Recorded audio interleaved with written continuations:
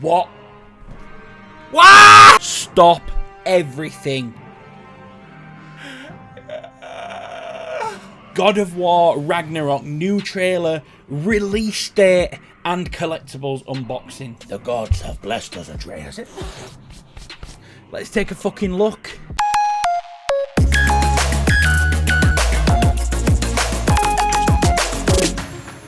Okay, before we get into this, now that I've calmed down, why are PlayStation not making a bigger song and dance about this? This comes just a week after Cory Barlog posted this tweet expressing some level of frustration about not having something ready to share with fans. I think a lot of this was down to the expectation that PlayStation would be doing something in June based around God of War Ragnarok, but of course it never happened. But then just a week into July, 1 week later, we get this launch trailer and a release date and a collectibles unboxing.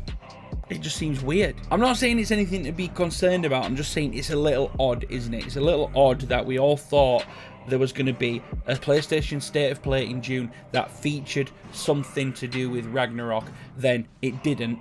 And then at the end of June, Cory Barlog tweets out showing some level of frustration at the fact that they're not allowed to announce anything yet. And then a week later, all these announcements come out.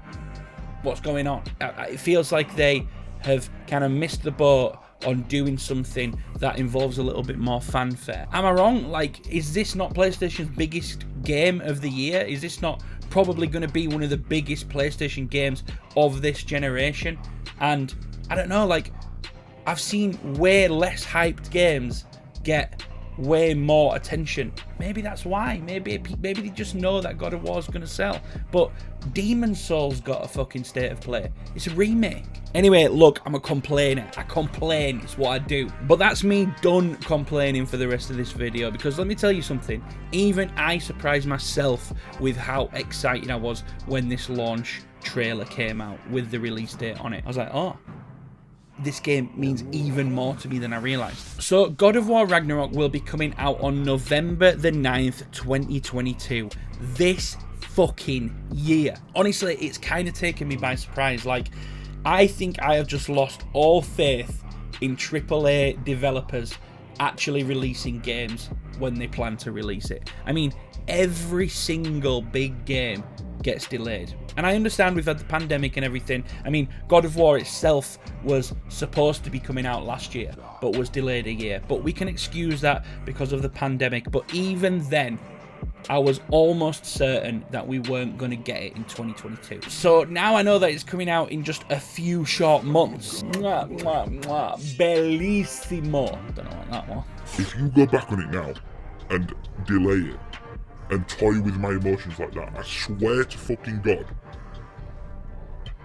Well, I won't do anything, but please don't do that, please. So the release date came at the end of this very short trailer titled Father and Son. It is very short and sweet, but it didn't stop me picking out a few minor details that may be worth taking note. Now, firstly, as the camera pans in over this battle scene, we can see two ravens flying overhead, and I saw somebody post on Reddit that these are likely Hugin and Moonin. I don't know if I said that right, but they are Odin's two ravens who kind of travel the world, surveying it and bringing back information to Odin. And then the next thing, which is another small thing, nothing too exciting, but when Kratos drops into this dark pit, you can see him surrounded here by enemies with blue glowing eyes. Well, these are reminiscent of enemies found in Helheim from the first game, maybe suggesting that enemies have broken out of Helheim and are running rampant in Midgard. I say this because the cliff face that they're fighting on looks very reminiscent of the mountain from Midgard in the first game. But this is the juicy bit. This is the bit that I am most excited about. So as Kratos is preparing for battle,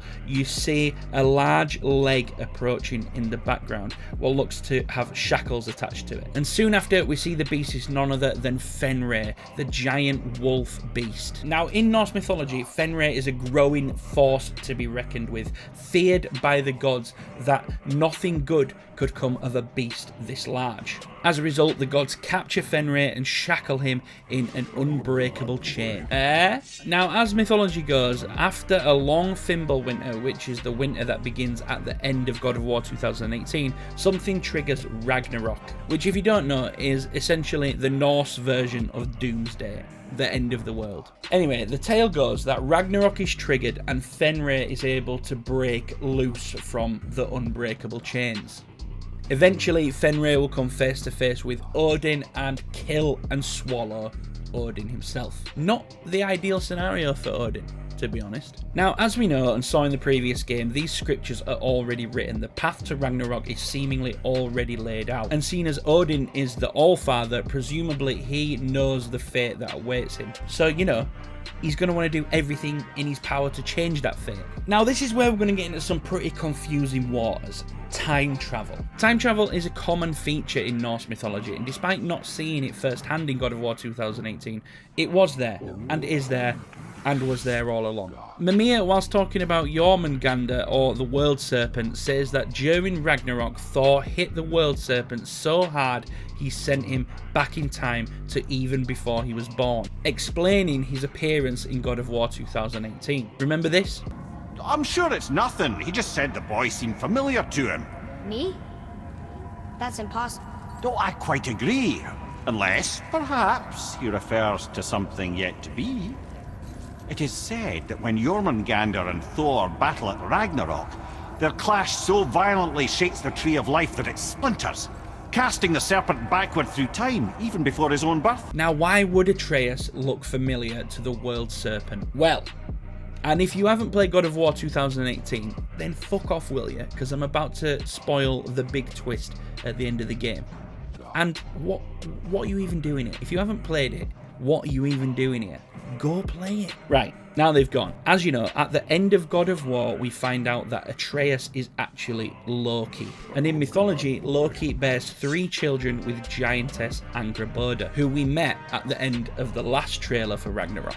The first child is their daughter Hel, the goddess of death. The second was Jormungandr, the world serpent. And the final of Loki's children, Fenrir, the giant wolf beast and killer of Odin, the Allfather. So what does this imply? Well, if this theory is correct, it obviously implies that there's going to be some degree of both realm travel and time travel involved in God of War Ragnarok. Presumably, since we've already met the World Serpent and we know we're about to meet Fenrir, somewhere along the line we will probably meet Hel, Loki's daughter, as well. And finally, despite the ominous tone that this trailer sets, Fenrir is probably a good guy. He's probably an ally and probably on your side. Now, if all of this seems a little bit far-fetched, let's hark back to the beginning of the video where I said that this trailer was called Father and Son. Kratos and Atreus, bit on the nose in it, bit of a tired theme at this point. It's just a bit plain.